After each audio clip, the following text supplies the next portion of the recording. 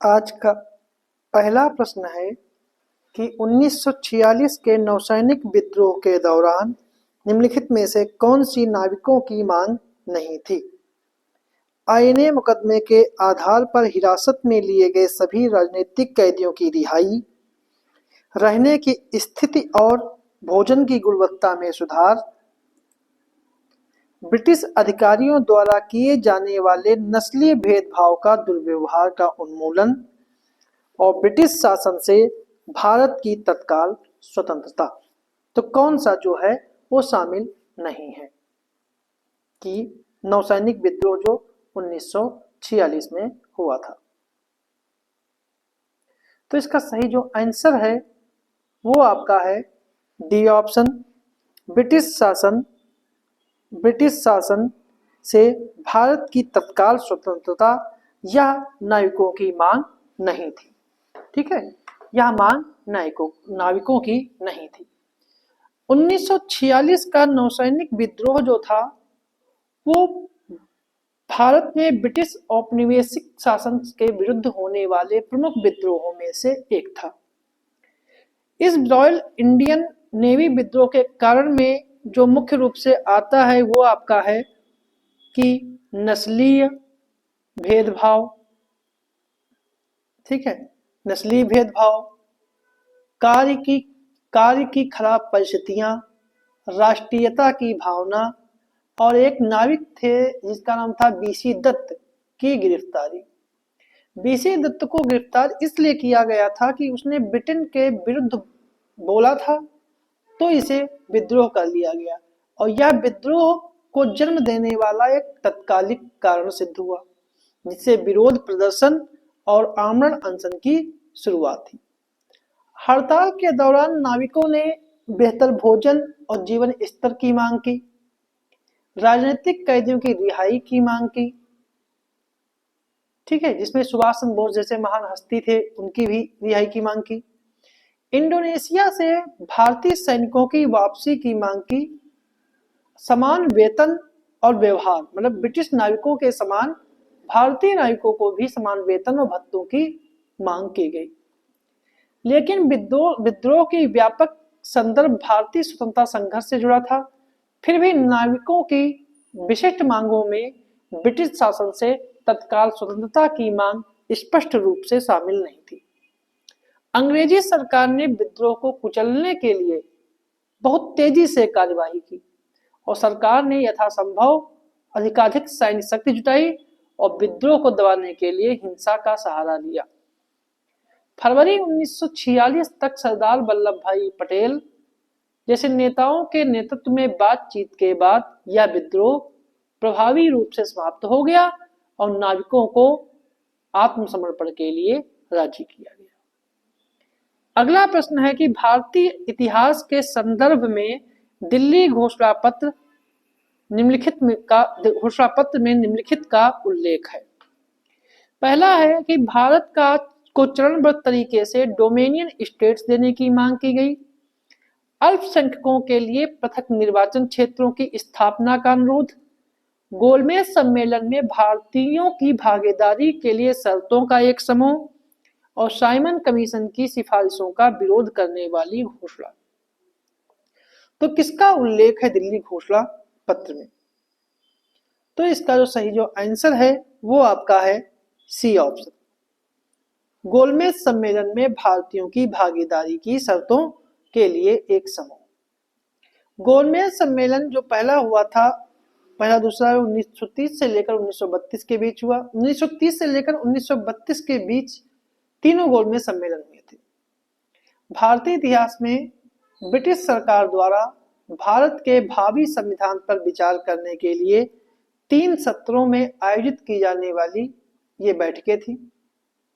यह सम्मेलन 1927 में साइमन कमीशन के द्वारा भारत सरकार अधिनियम की समीक्षा के परिणाम स्वरूप आयोजित की गई थी और इसकी रिपोर्ट जो है, साइमन कमीशन की रिपोर्ट जो है 1930 में प्रकाशित हुई और सम्मेलन लंदन में आयोजित किया गया। 2 नवंबर 1929 को प्रमुख राष्ट्रीय नेताओं के एक सम्मेलन में दिल्ली घोषणा पत्र जारी किया गया, जिसमें गोलमेज सम्मेलन में भाग लेने के लिए कुछ शर्तें रखी, जैसे गोलमेज का उद्देश्य यह निर्धारित करना नहीं होना चाहिए कि डोमिनियन स्टेट कब या कैसे प्राप्त होगा, बल्कि उसका उद्देश्य यह होना चाहिए कि डोमिनियन स्टेट्स को बनाने के लिए एक संविधान तैयार करना और डोमिनियन स्टेट्स के मूल सिद्धांत को तुरंत स्वीकार कर लेना चाहिए। सम्मेलन में कांग्रेस का बहुमत होना चाहिए और राजनीतिक कैदियों के लिए एक सामान्य माफी और सुलह की नीति अपनानी चाहिए। गांधी ने मोतीलाल नेहरू और अन्य राजनीतिक नेताओं के साथ 1929 में लॉर्ड इरविन से मुलाकात की और वायसराय से यह आश्वासन मांगा कि गोलमेज सम्मेलन का उद्देश्य डोमिनियन स्टेट्स के लिए संविधान निर्माण की योजना तैयार करना होना चाहिए। इरविन ने कहा कि सम्मेलन का उद्देश्य यह नहीं हो सकता। वायसराय इरविन ने दिल्ली घोषणा पत्र में रखी गई मांगों को अस्वीकार कर दिया। इसके कारण टकराव का आधार तैयार हुआ, इसलिए इसका जो है सी विकल्प जो है वो सही है। अगला प्रश्न है, जलियांवाला हत्याकांड के संदर्भ में निम्नलिखित कथनों पर विचार कीजिए कि इस घटना की जांच के लिए अंग्रेजों ने हंटर आयोग का गठन किया। महात्मा गांधी ने जलियांवाला बाग हत्याकांड के विरोध में अपनी नाइटहुड की उपाधि धारण कर ली, उपाधि त्याग दी।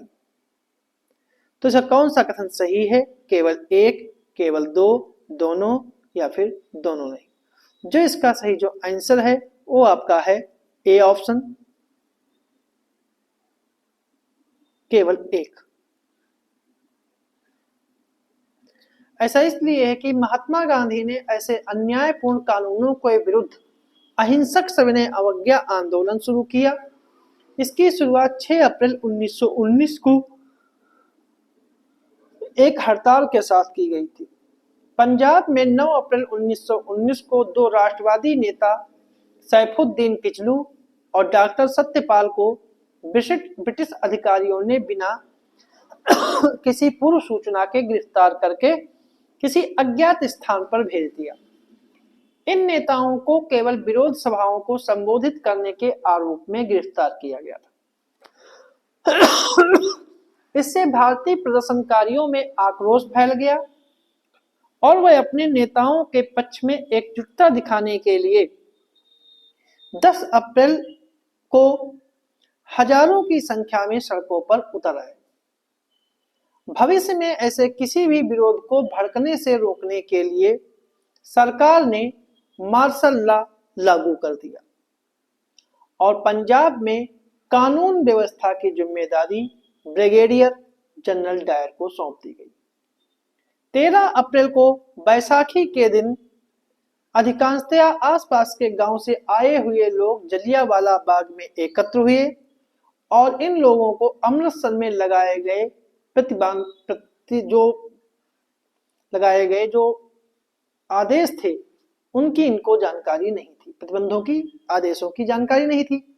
ब्रिगेडियर जनरल डायर अपनी सेना के साथ घटना स्थल पर पहुंचे और जनरल डायर के आदेश पर सैनिकों ने सभा को घेर लिया और उसका एकमात्र निकास द्वार था उसको अवरुद्ध कर दिया और तत्पश्चात उन्होंने भीड़ पर गोलीबारी शुरू कर दी, जिसमें 1000 से अधिक निहत्थे पुरुष और महिलाएं और बच्चे मारे गए।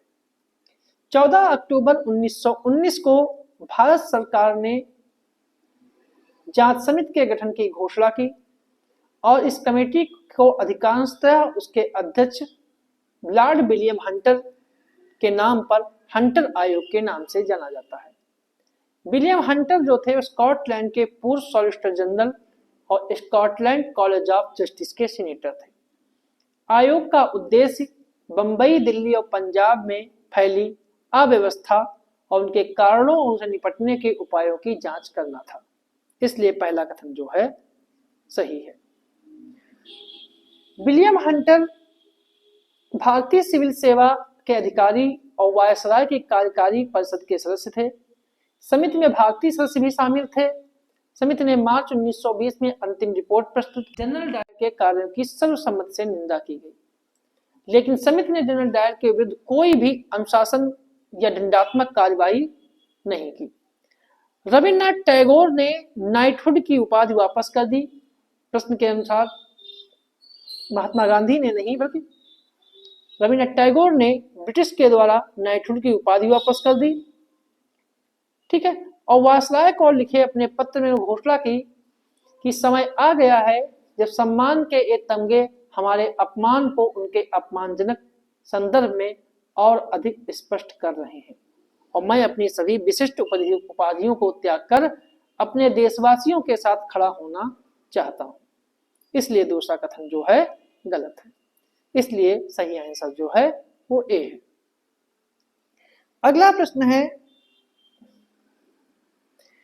एन्क्रिप्शन के प्रकारों के संदर्भ में निम्नलिखित कथनों पर विचार करें। एन्क्रिप्शन के बारे में पहला है कि एन्क्रिप्शन विशिष्ट नियमों का उपयोग करके पठनीय जानकारी को अपठनीय रूप में परिवर्तित करता है, और एंड टू एंड एन्क्रिप्शन यह सुनिश्चित करता है कि डाटा पारगमन के दौरान या सर्वर में संग्रहित रहते हुए दोनों ही समय एन्क्रिप्टेड रहे। तो कौन सा कथन सही है? केवल एक, केवल दो, दोनों, या फिर दोनों नहीं? इसका जो सही जो आंसर है वो आपका है सी ऑप्शन, कि इसके दोनों कथन जो हैं सही हैं।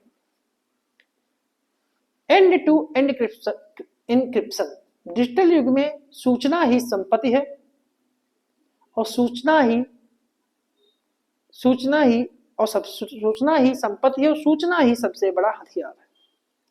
इसे सुरक्षित रखने के लिए एन्क्रिप्शन एक महत्वपूर्ण तरीका है। एन्क्रिप्शन विशेष नियमों के आधार पर उपभोग करने वाले और उपभोग करने के योग्य पठनीय सूचना को अपठनीय रूप में परिवर्तित करना होता है, इसलिए पहला कथन सही है।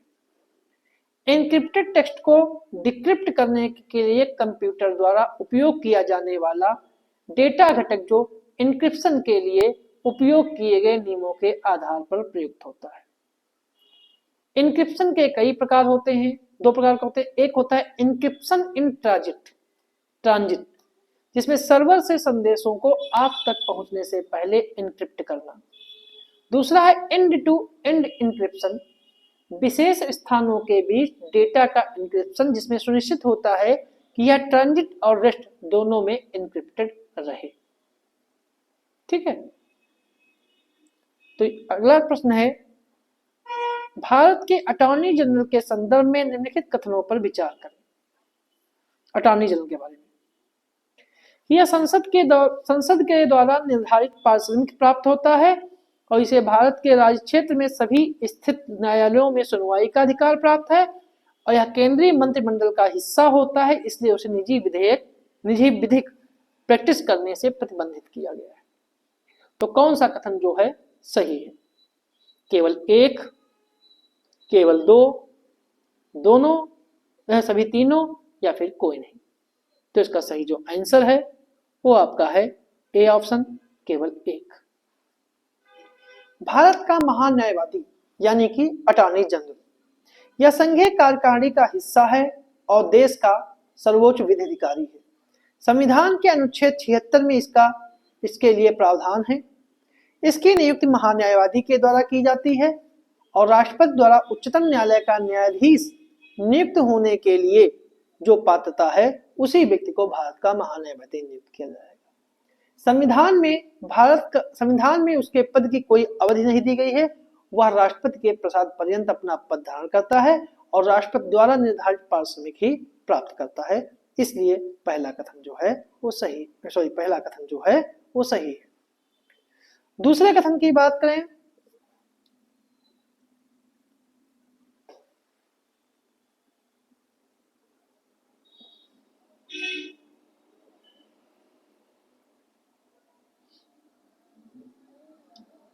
पहला गलत है, क्योंकि जो संसद के द्वारा नहीं, वह राष्ट्रपति के द्वारा निर्धारित पारिश्रमिक प्राप्त करता है। दूसरा कथन जो है, इसे भारत के राज्य क्षेत्र में सभी न्यायालयों में सुनवाई का अधिकार प्राप्त है, तो ये दूसरा कथन जो है वो सही है। तीसरा कथन इसलिए गलत है कि यह केंद्रीय मंत्रिमंडल का हिस्सा होता है और इसलिए उसे निजी विधिक प्रैक्टिस करने से प्रतिबंध किया गया है। तो इसकी गलत है क्योंकि यह सरकार का पूर्णकालिक वकील नहीं है और वह सरकारी कर्मचारियों की श्रेणी में शामिल नहीं है, इसलिए उसे निजी विधिक प्रैक्टिस करने से भी प्रतिबंधित नहीं किया गया है और वह केंद्रीय मंत्रिमंडल का सदस्य नहीं होता है, इसलिए तीसरा कथन गलत है। अगला प्रश्न है, राज्यसभा की सदस्यता के निर्धारित पात्रता के संबंध में विचार कीजिए। पात्रता राज्यसभा की राज्यसभा की सदस्यता के लिए उम्मीदवार की आयु कम से कम 30 वर्ष होनी चाहिए। उम्मीदवार को उस राज्य का निवासी होना चाहिए, अनिवार्य है जिसका वह राज्यसभा में प्रतिनिधित्व करता है या करना चाहता है। राज्यसभा की सदस्यता के लिए उम्मीदवार का भारत के किसी भी संसदीय निर्वाचन क्षेत्र के रूप में निर्वाचक के रूप में शामिल होना अनिवार्य है और राज्यसभा की सदस्यता के लिए उम्मीदवार को राज्य विधानसभा का सदस्य होना अनिवार्य है। तो कौन सा कोड सही है? 1 और 3, 1, 2, 3, 2 और 4 या फिर 1 और 4? तो जिसका सही जो आंसर है वो आपका है ए ऑप्शन, 1 और 3। पहला सही है और तीसरा सही। भारत में राज्यसभा का सदस्य बनने के लिए किसी व्यक्ति को संविधान के अनुच्छेद 84 के अनुसार पात्रताएं पूरी करना अनिवार्य है। पहला कि वह भारत का नागरिक होना चाहिए, ठीक है, और उसकी आयु नामांकन पत्रों की जांच की तिथि पर उम्मीदवार की आयु जो है वो 30 वर्ष होनी चाहिए। तो पहला कथन जो है सही है। उम्मीदवार को भारत के किसी संसदीय क्षेत्र का निर्वाचक होना चाहिए, आवश्यक नहीं है कि वह उस राज्य का हो जिसका वह प्रतिनिधित्व करता है। इसका अर्थ है कि उसे लोकसभा के चुनावों के वोट देने के योग्य होना चाहिए, इसलिए दूसरा कथन जो है वो सही नहीं है। भारत के होना चाहिए और तीसरा कथन सही है। चौथा कथन इसलिए गलत है क्योंकि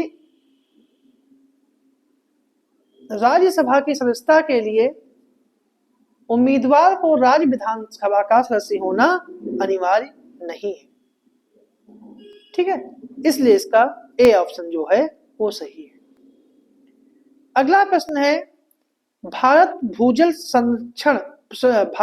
संदूषण की समस्या का सामना कर रहा है। निम्नलिखित में से कितने तत्व भूजल को दूषित करते हैं? आर्सेनिक, आयरन, फ्लोरीन और यूरेनियम। तो कूट के आधार पर सही उत्तर चुनना है, केवल 1, केवल 2, केवल 3 या फिर सभी 4। तो इसका सही जो आंसर है वो आपका है डी ऑप्शन, सभी 4। मतलब चारों जो हैं वो सभी भूजल की समस्या को प्रदूषित करते हैं। हाल ही में राष्ट्रीय सुदूर संवेदन केंद्र के द्वारा भूजल में फ्लोराइड का अखिल भारतीय विश्लेषण किया गया है। भूजल में प्राकृतिक रूप से पाए जाने वाले फ्लोराइड की राष्ट्रीय पेयजल सीमा जो है 1.50 मिलीग्राम पर लीटर है। जब फ्लोराइड अधिक हो जाता है तो कंकालीय फ्लोरोसिस यानी स्केलेटल फ्लोरोसिस रोग हो जाता है, दांत गिरने लगते हैं और स्वास्थ्य संबंधी और जोखिम हो सकते हैं, खासकर बच्चों के लिए। अधिक फ्लोराइड वाले जो राज्य हैं उसमें राजस्थान सबसे ज्यादा है, तेलंगाना और आंध्र प्रदेश और पूर्वी कर्नाटक के कुछ हिस्से शामिल हैं। फ्लोराइड प्रदूषण जो है वो ग्रीष्म शुष्क ग्रीष्म मानसून महीनों में सबसे अधिक होता है। अगर अन्य प्रदूषणों की बात करें तो आर्सेनिक प्रदूषण जो है यह भारत के 90% हिस्से में जो प्रदूषण है भूजल का उसका 90% हिस्सा आर्सेनिक का है, जो पश्चिम बंगाल, बिहार, झारखंड, उत्तर प्रदेश में है। यूरेनियम प्रदूषण जो है वो लगभग 12 राज्यों में पाया जाता है, जैसे कि पंजाब। अगर अन्य प्रदूषणों की बात करें तो एंटीमनी, कैडमियम, तांबा, बेरियम, ये सभी जो हैं अन्य प्रदूषक हैं जिनके द्वारा प्रदूषण फैलता है। अगला प्रश्न है, निम्नलिखित में से कौन से अधिकार अप्रवासी भारतीयों और ओवरसीज सिटीजन ऑफ इंडिया दोनों पर लागू होते हैं? राष्ट्रपति पद धारण करने का अधिकार, कृषि संपत्ति खरीदने का अधिकार, लोकसभा चुनाव में वोट देने का अधिकार और बच्चे गोद लेने का अधिकार, और है बिना वीजा के भारत में आने का अधिकार। तो कौन सा जो है लागू होते दोनों पर? 3 और 4, 4 और 5, 1, 2, 3 या फिर 1, 2, 5? तो जिसका सही जो आंसर है वो आपका है बी ऑप्शन, 4 और 5। एनआरआई या अप्रवासी भारतीय वह व्यक्ति होता है जिसके पास भारतीय पासपोर्ट होता है लेकिन वह विदेश में रहता है और यह काम करता है। जबकि ओवरसीज सिटीजन ऑफ इंडिया वह व्यक्ति होता है जो तकनीक रूप से दूसरे देश का नागरिक होता है लेकिन भारतीयों को प्राप्त कई अधिकार और स्वतंत्रताएं दी जाती हैं। ओसीआई कार्ड एक दीर्घकालिक वीजा है जो दूसरे देशों के ऐसे नागरिकों को उपलब्ध होता है जिनके भारत से पारिवारिक संबंध है। उन्हें यह एनआरआई और भारतीय नागरिकों के समान कई लाभों का हकदार बनाता है। एनआरआई भारत में रहने वाले किसी भी नागरिक को मिलने वाले सभी लाभों को प्राप्त करते हैं और ओसीआई के पास इनमें से कई अधिकार नहीं होते। जो ओसीआई प्राप्त लाभ हैं वो है कि किसी भी उद्देश्य से भारत आने के लिए बहुप्रवेश आजीवन वीजा होता है। ठीक है, भारत में किसी भी अवधि के प्रवास के लिए पंजीकरण से छूट मिलती है। भारतीय बच्चों को देश के अंदर गोद लेने के मामले में सही है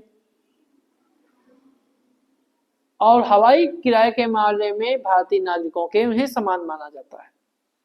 ठीक है, अगला प्रश्न है, निम्नलिखित में विचार कीजिए, अनुदान और नई योजनाओं की घोषणा। प्रचार के लिए सरकारी संसाधनों का उपयोग, आधिकारिक यात्राओं को चुनाव प्रचार यात्राओं के साथ जोड़ना, आदर्श आचार संहिता के लागू होने के बाद उपयुक्त गतिविधियों में कितनी प्रतिबंधित है? केवल 1, केवल 2, सभी तीनों या फिर कोई नहीं? जिसका सही जो आंसर है वो आपका है सी ऑप्शन। ठीक है, सभी तीनों। आदर्श आचार संहिता भारतीय निर्वाचन आयोग द्वारा निर्धारित दिशा निर्देशों का एक समूह है जो स्वतंत्र और निष्पक्ष चुनाव सुनिश्चित करने के लिए चुनाव से पहले राजनीतिक दलों और उम्मीदवारों के आचरण को नियंत्रित करती है। यह संविधान के अनुच्छेद 324 के अनुरूप है जो भारतीय निर्वाचन आयोग को संसद और राज्य विधानसभाओं के चुनाव की निगरानी करने की शक्ति देता है। आदर्श आचार संहिता के पास वैधानिक समर्थन नहीं है, यह आम सहमति से संचालित कोड है और यह कानून द्वारा लागू करने योग्य नहीं है।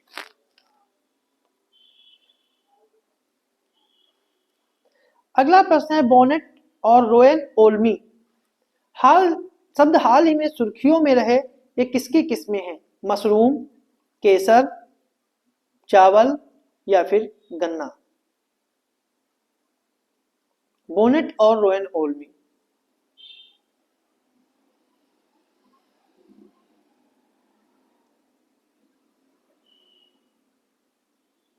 इसका सही जो आंसर है वो आपका है ए ऑप्शन, मशरूम। भारत में मेढक पर उगने वाले मशरूम ने वैज्ञानिकों को हैरान कर दिया। अनेक कवक अन्य जीव के साथ सहजीवी संबंध में विकसित होते हैं।